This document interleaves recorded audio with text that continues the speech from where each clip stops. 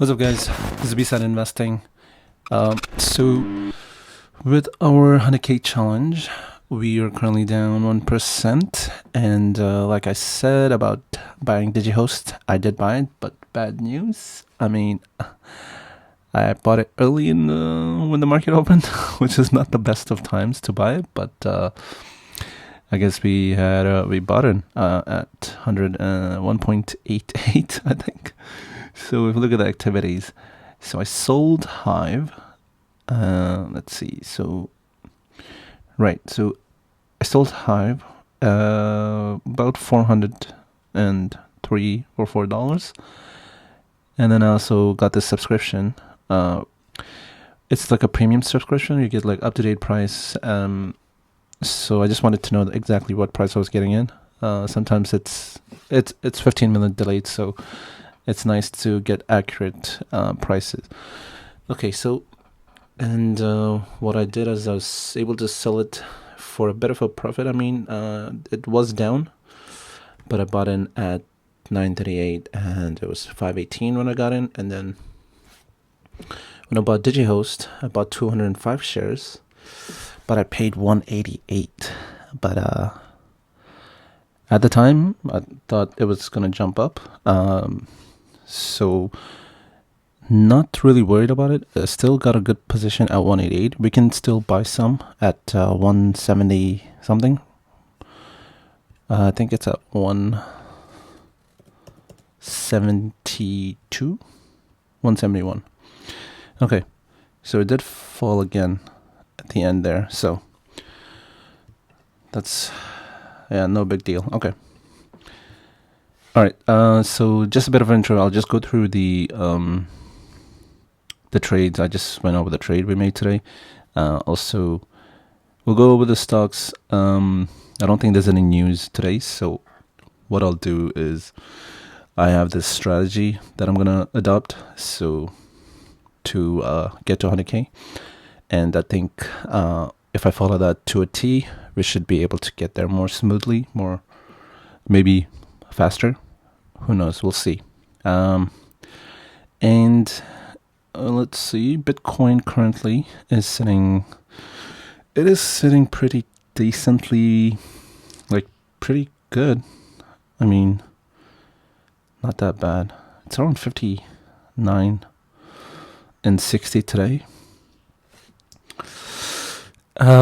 One of the things I also wanted to talk about is getting into not just the miners now, but focusing on the fintech side. So pretty much like the PSP, like payment as a service provider, a payment service provider, and then like the exchange where you trade your cash, fiat money for Bitcoin, Ethereum, or any of the altcoins. So I think what we discussed on what we talked about yesterday, I'm just gonna shift more over to those companies now. I think we were focusing too much on the miners, and honestly, the miners, they don't move much right now. There isn't much oomph like to get it over the hump. Like if you look at the 1 month, we're looking at a downward. We're looking at red, pretty much. Not the 6 month, but if you look like company like Galaxy, where I kind of talked about it and recommended it, you keep it in your watch list. Look at this 1 month. It's kind of like over more than doubled. Voyager. I know we just talked about it like yesterday, but let's see. Voyager.cn. It's down today, but 1 month, it's pretty good. It's up 12. What? Yeah, it's up like $11. It's pretty much up 50%.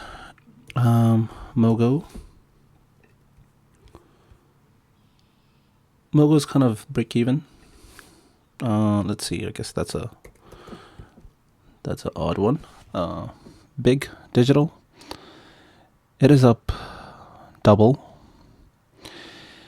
Yeah, my luck, huh? The problem is Big Digital. It's under the Canadian SEC, and Wealthsimple. They're not. It's the Canadian SEC is not listed under the exchange, the supported exchange. If it was, it would be in here.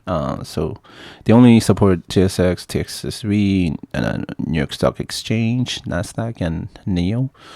I don't know why NEO. I mean, it's so stupid. Get the Canadian Stock Exchange. God damn, get the SEC. Freaking hell, man. That NEO is like not even that. There's only what, like $1 billion worth of transaction. Oh, it's not much. Okay. And I guess let's just go through our stocks. Bingo. Today we're taking a lot of hit. Holy cow. Like, yeah, 7%. My entire portfolio today just like sank. Not much, like 4%. In this challenge, it's only like 1%. But like, I own Nano Dimension. I own, let's see, CPSH. And it's like not a good time for me to own these stocks. Like, it's ridiculous. So my CPSH is down minus 12%. There's no freaking news. It's a really solid company. It's just, like I said, it's just sentimental. It's like people just buy and sell on emotion. So like, you just got to be patient with it. I mean, and SDPK, STEM, another good company. These companies, you'll see in my strategy.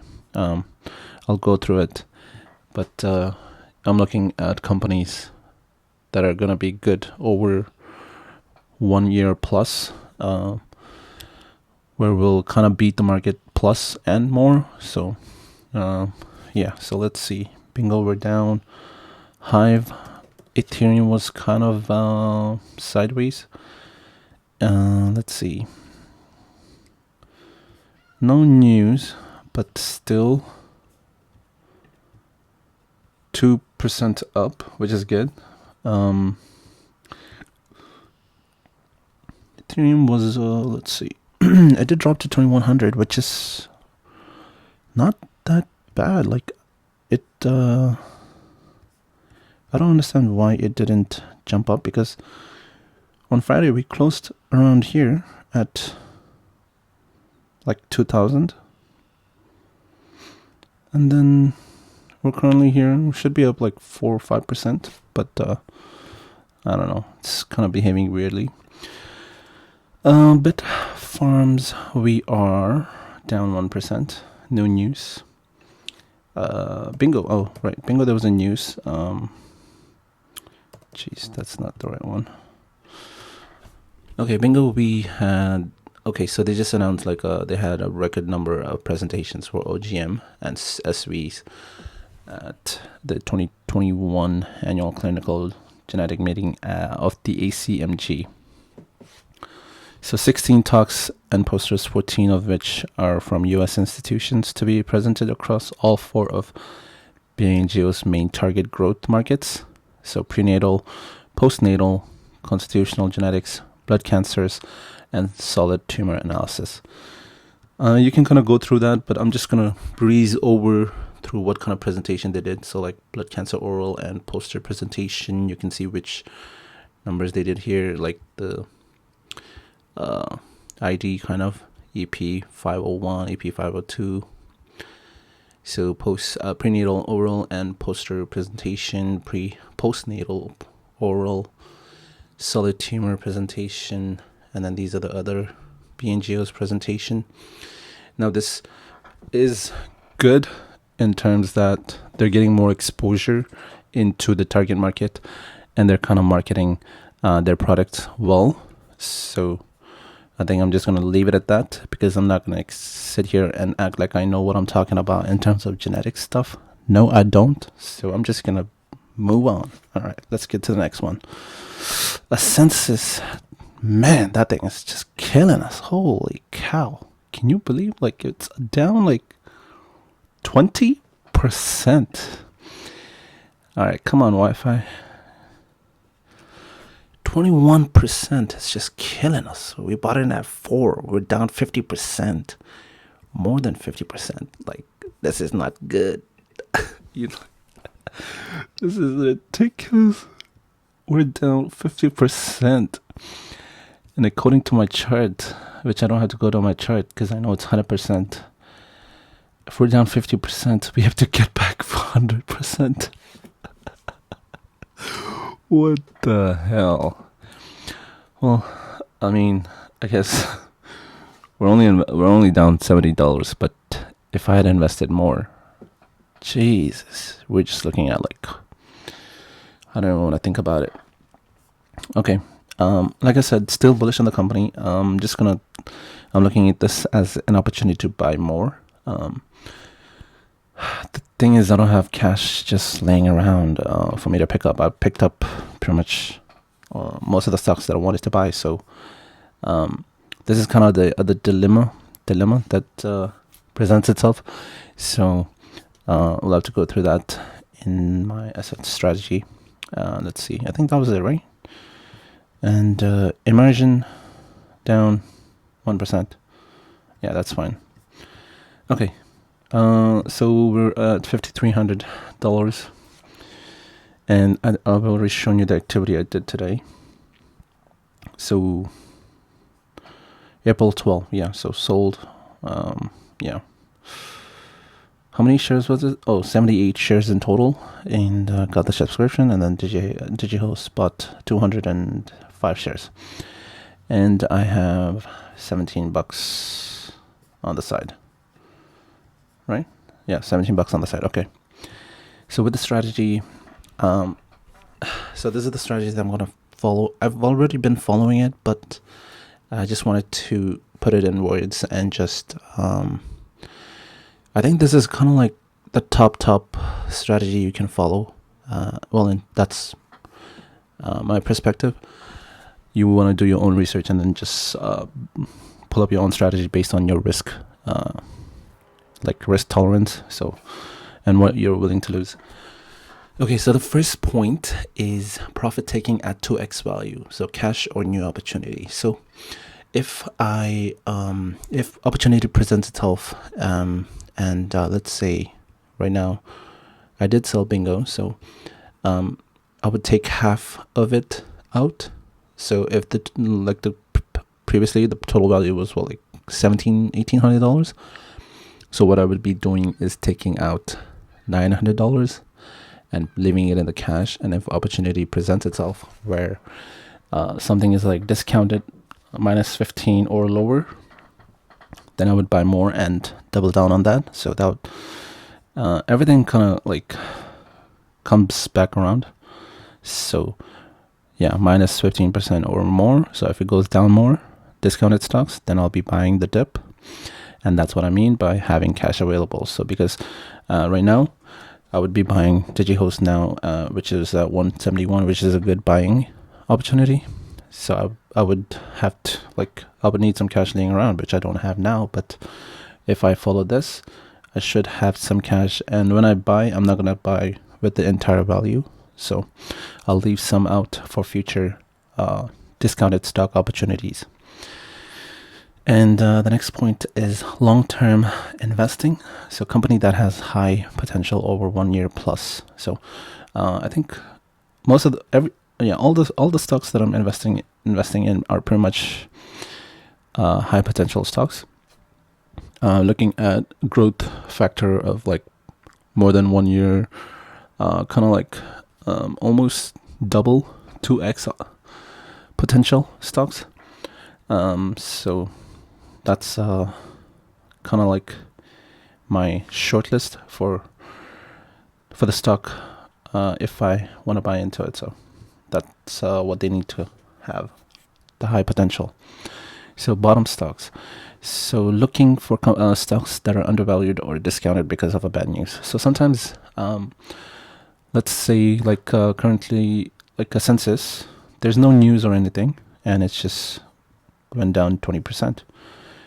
There's nothing coming out. Reports are good. Company has really good future outlook, but the stock keeps dropping for the past month from 420 to 205 right now. So something like this like steady incremental position size added over time. So that's what I mean there. So bottom stocks pretty much, and looking at undervalued stocks. So currently I am looking to invest in Voyager Voyager Digital. So so what I'll do is I'll buy 50% now. So what my total investment in Voyager is going to be. So I'll just take 50% of that and invest it now, and that'll be 32%, $32 at $32.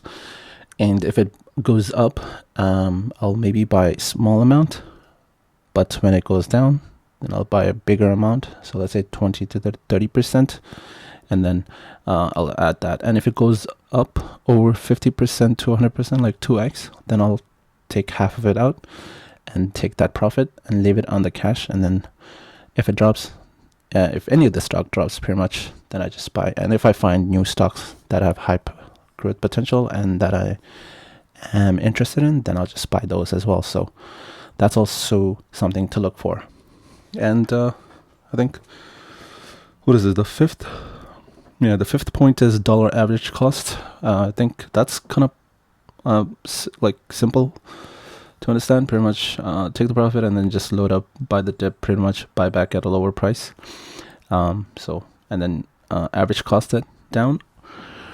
Or if you think the stock has way more potential than what it's currently at, then buying and averaging up. So, and the last point is calibrate and focus on blockchain and crypto. So what I'm going to do is focus more in the industry of crypto and blockchain technologies. So I'm going to be buying companies like Voyager, Mogo.to,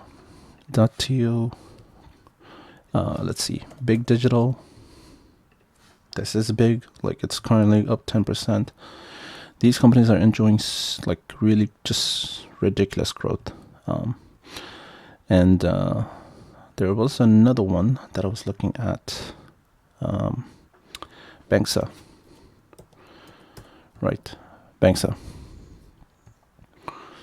So Banksa since the start of the year, they're up 3x, more than 3.5x. So they're doing really good. Yeah. Okay. So that's what my strategy is going to be, and hopefully you can take some pointers out of this and maybe add it to your strategy. And always try to be emotionless. Just try to be dead inside, pretty much. No emotion. Just take the emotion factor out, because the stock market doesn't care about your emotions. So yeah. And okay. Yeah, so pretty much that's it. Please let me know what you think about this video. This is kind of different. Haven't talked about strategies before in depth, pretty much, like having out my strategies that I want to follow. So, and let me know what you think about the fintech blockchain companies that I've showed you. Like, I'm sure you guys already know about it. It's not like I'm the first one to find these companies out. That's just ridiculous to think that. But let me know what you guys think. And please feel free to subscribe and press that like button. Really helps with the algorithm, and really appreciate it. And one of the factors that I missed out here is the freedom, actually. So not being tied down to any of these stocks, and being emotionless, and being able to just sell them if I think if I think there is another stock that has more potential to replace a census. So, because the census needs to go back 100% just for me to break even, which it might be tough. I know it has huge potential, but you never know. So I think that's one of the main factors that I missed, the freedom of choice. With this challenge video, I feel like when I buy these stocks, I need to hold them. I don't know why, but I think that's what I think that's what I'm missing, is having the freedom to just buy and sell these stocks, and not having to explain why I did it. And I will explain why I did it, but it's just, I don't want you to think like I'm just buying and selling, just like swing trading. Pretty much, I want to do a small factor of swing trading. Yeah. So, anyways, I think this thing's going on for too long. Thank you for watching, and see you in the next one. Peace.